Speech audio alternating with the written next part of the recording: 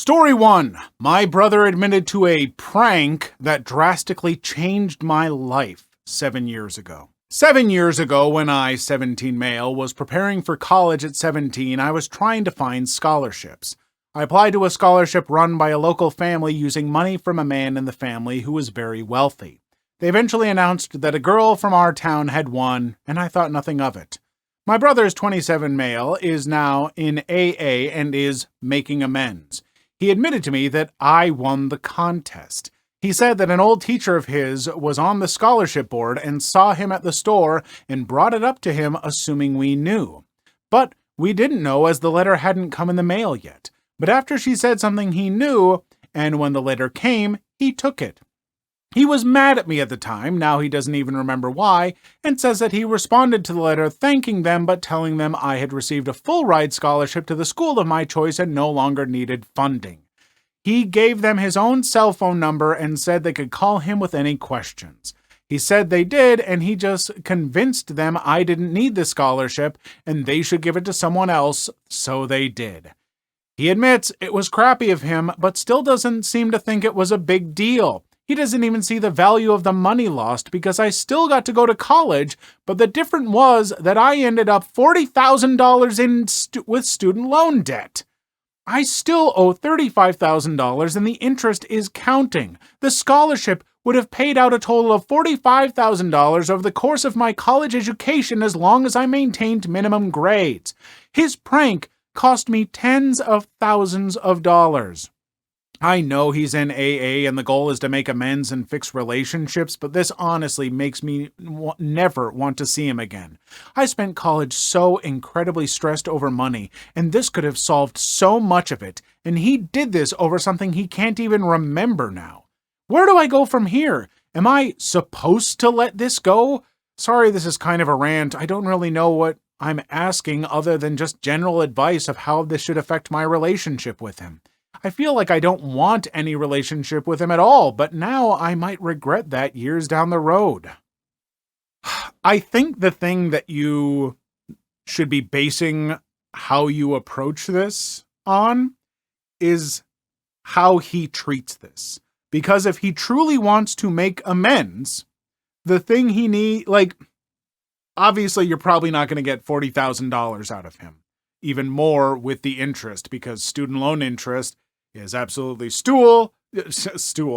cruel. It's out of control in this country. My sympathies. But the fact that he still doesn't see it as that big of a deal, that is why you can still absolutely be upset and not want to speak with him. He's not making amends by just admitting to you that he cost you $40,000+, because he's not actually apologizing if he's just like, yeah, I did that. It was a crappy thing to do, but it was just a prank, no bit. If he cannot admit, yeah, what I did cost you an unreasonable amount, and while I can't give you the money, I will do whatever I can to make this right and make amends. If he's not willing to do that, he's not making amends. He's just not, in my opinion. So yeah, be mad at him and let him know, hey, when you're ready to actually apologize about this, we can talk. Until then, I'm kinda done with you. Story 2. Shady boss lied about my position to keep me from policy-allowed benefits for years. A few years ago, I worked at a big retail company and had for many years. Eventually, I went through enough grad school education to get my license to work at a higher level. Much more pay, more job satisfaction, more responsibilities, fancy titles, but the job market was rough. I stayed on with the company to work in a floater position where I would cover a large area and work at all the stores within that area on a rotating but irregular basis. Eventually, I wanted to get a staff position where I have a single store assigned. The area was huge, the furthest store being over 100 miles from my home, and that is exactly where I was assigned to train for the new role. It was a tough store. Folks in my position were robbed and assaulted at gunpoint. The neighborhood was very unfriendly, volume at the store was among the highest in the state, staff turnover was, as you might expect, extreme. Well, after training, I wasn't really being scheduled to float to other stores. once a month at most. I asked to be scheduled a little more diversely since most of the stores in my area were much closer to my home and didn't require 4 hours of driving a day. Bossman told me that I was the only floater experienced enough to handle that store. I didn't buy it, but what can you do, right? Well, a colleague told me about the mileage reimbursement policy. Floaters working at a store more than 50 miles from home can file for reimbursement of mileage over that 50 miles each way and can even include meals. So I filed a few of those out and sent them to my boss to sign. He didn't quite refuse, but he never actually signed and filed them. I suspect as soon as I left his office at our district center, he tossed them out. Bossman tells me later that they must be lost in the system. Eventually, the same colleague showed me how to fax those same forms to accounts payable, bypassing the district boss man, so I started doing just that. One day, boss calls me in a panic. He wants me to stop my filing the forms. I asked to be floated closer to home, but he won't budge. He needs me at that miserable store. He promises me he'll make me a staff role at that store if I promise to stop faxing those forms. Staff roles are a promotion and usually come with better pay and a few other little conveniences, so I agree. Bossman says there won't be a pay bump right away, but that it'll come down the road. That never happened. 2 years later, the situation at the store has become too toxic for even me. I asked to step down from the staff position to be a floater again and to be allowed to float to other stores. Bossman says that I'm already a floater, never was in a staff position, but that he can't let me work at other stores because it's better for me and the customer if I stay there for familiarity. Floaters do not get scheduled to stores exclusively, so I'm being singled out because they're still desperate to cover that dump of a store. I'm livid, so I start looking. It took me months, but eventually I found an opportunity to make my dream career transition. I put in my formal notice, and that's where the fun started. Remember that whole mileage reimbursement policy? Well, I kept meticulous track of all my shifts, and there is no statute of limitations baked into the policy, so I started filling out those reimbursement forms to retroactively cover every single shift from the past 2 odd years. I skipped the meal part since I didn't want to go through all that effort of finding receipts. I had a friendly store manager sign off on them, and I started sending them to accounts payable directly again. I didn't fax them all at once, but for each shift in my final 2 weeks, I faxed a few dozen in. We still have fax machines in that line of work, believe it or not. I figured, what do I have to lose? Worst case scenario, accounts payable declines the forms. On my last few shifts, I started getting the checks from accounts payable, not added to my paycheck, but sent to me directly. Mileage reimbursements are non-taxable income, so this was all tax-free money coming to me. It must have taken a while for the charges to show up on a balance sheet because a few weeks after my final paycheck, I got a call from my now former boss man. He wasn't happy. He got some big loss prevention manager involved, and together they started saying I was breaking some rule by requesting the payments. They specifically claimed I was ineligible because I agreed I wouldn't be eligible in a staff position. They then threatened legal action against me if I didn't remit the full amounts back that same week. But I had the email chain from when Bossman said I was never staff and always a floater. I politely referenced that email chain before letting them know firmly that because I was lied to, our prior agreement didn't apply and I was fully eligible all along. Corporate policy as confirmed by HR agreed with me, so I let them know I wasn't returning a single penny. In the end, the reimbursement amounted to well over $21,000 and I transitioned into my dream job. I could say that I would trade that money back for the time I lost commuting to that miserable store 4 hours every shift, but all that pressure motivated me to make the best career move of my life. The great satisfaction of not only professionally surpassing my old boss, but getting to tell him that his lies cost him way more on the way out is almost priceless. I also shared my story and method with many colleagues who were being told wrongly by the boss man that they didn't qualify for this policy. Another bad boss that I genuinely and truly hope lost his job over this. I hope he lost his job and was blacklisted from, getting another job for a while in that same field. And God, I hope he's never anyone's boss again. Because what he did was awful.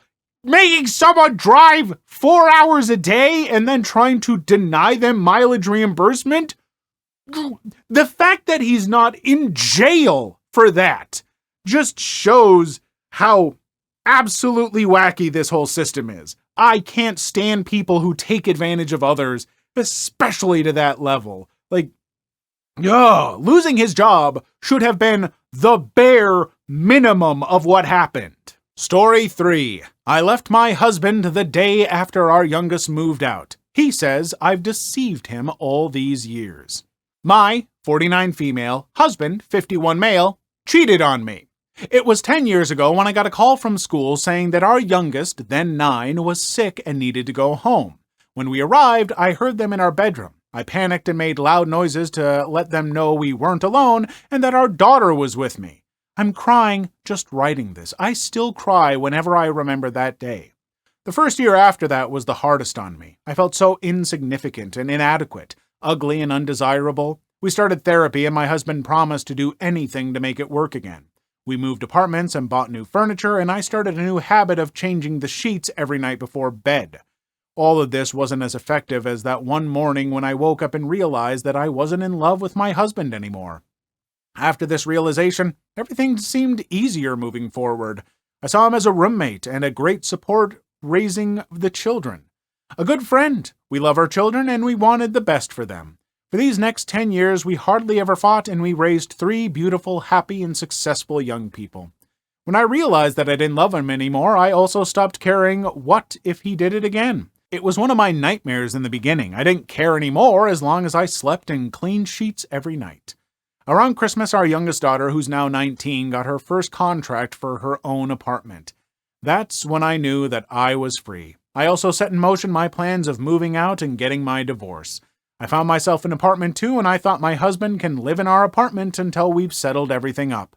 When I told him and handed him the divorce papers, he was in shock, and when I moved out the day after my daughter on April 2nd, he was even more shocked and distraught.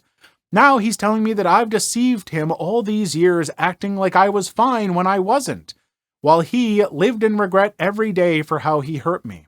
I'm cold and calculated, and I am vindictive.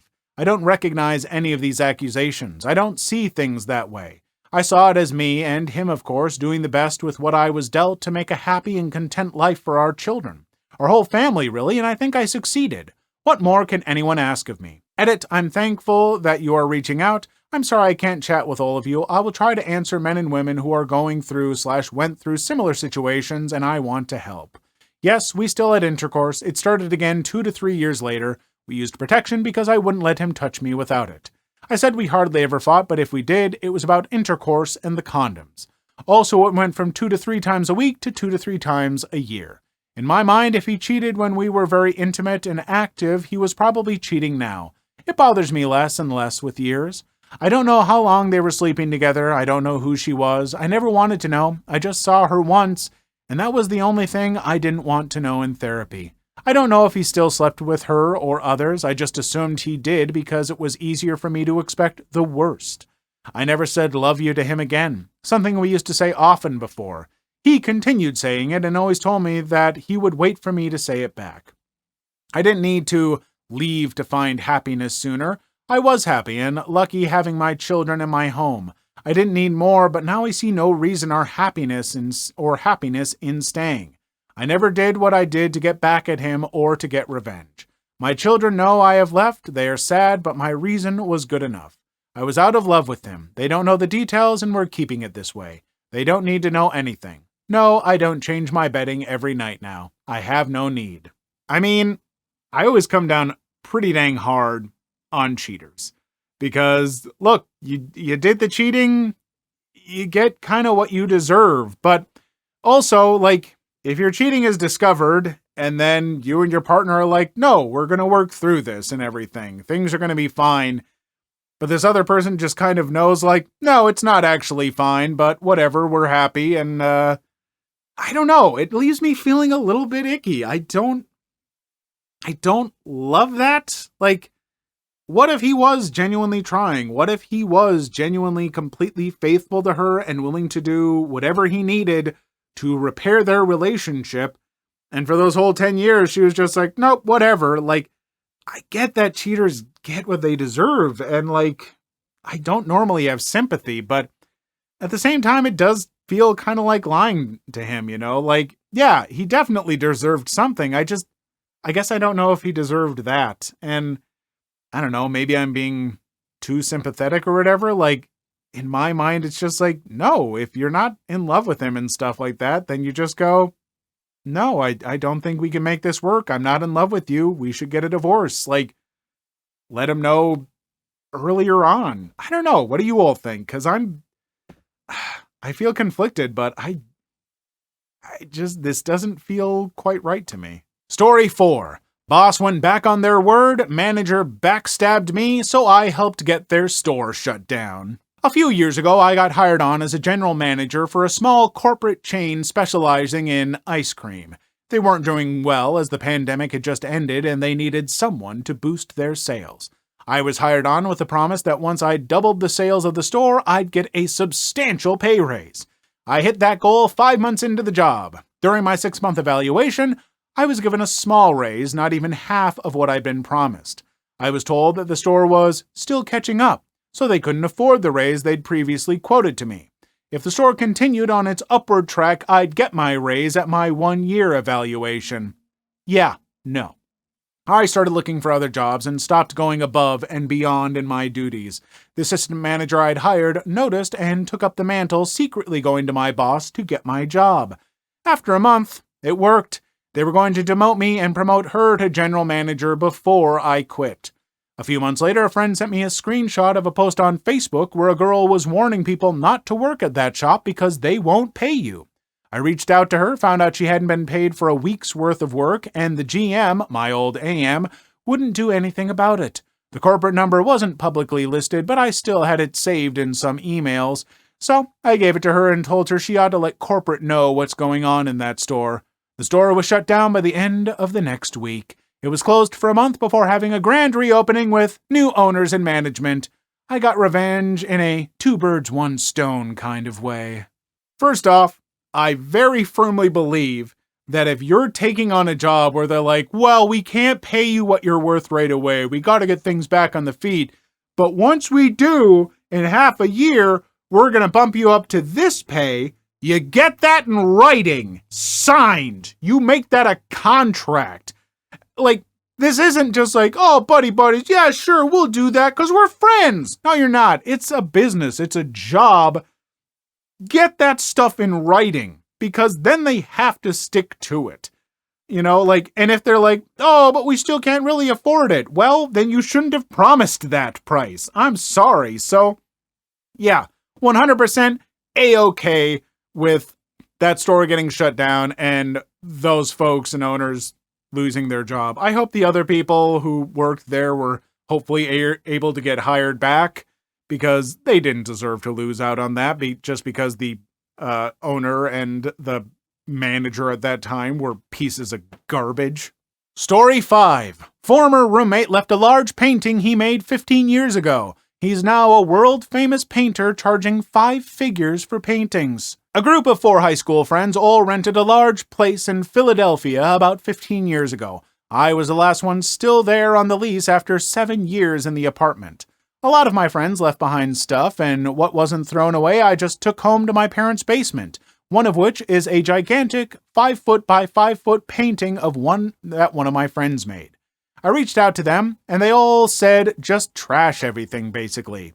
Well, the artist has since gone to burn all his bridges with us and his own family as well, too cool for school New York City painters, etc., etc. I've learned from a mutual friend that he's now doing shows all over the world selling paintings for upwards of $20,000. Do I owe this painting? It's signed by him. Would I still be able to sell it? Should I just wait?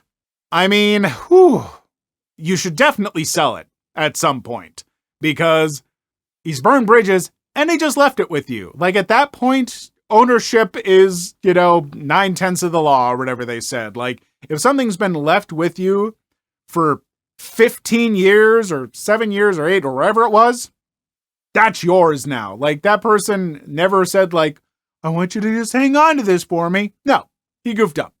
So you got that painting and it's like, oh man, it might be worth even more because if he's up and coming, this is like, hey, by the way, I got this painting. It's his early work. Like, Yeah, absolutely sell it. The question of should you wait or not? I don't know. Art, it's a gamble. Also, the whole art scene, not the whole art scene, but most of the art scene is complete and total BS. But, it's like, if it seems like he's really on the rise, maybe wait a little longer before you sell it. But hey, if you want to cash in now, I'd say it's probably worth it. Get some money. Please leave your story in the comments. I would love to make a video on them in the future. Also, don't forget to like and subscribe.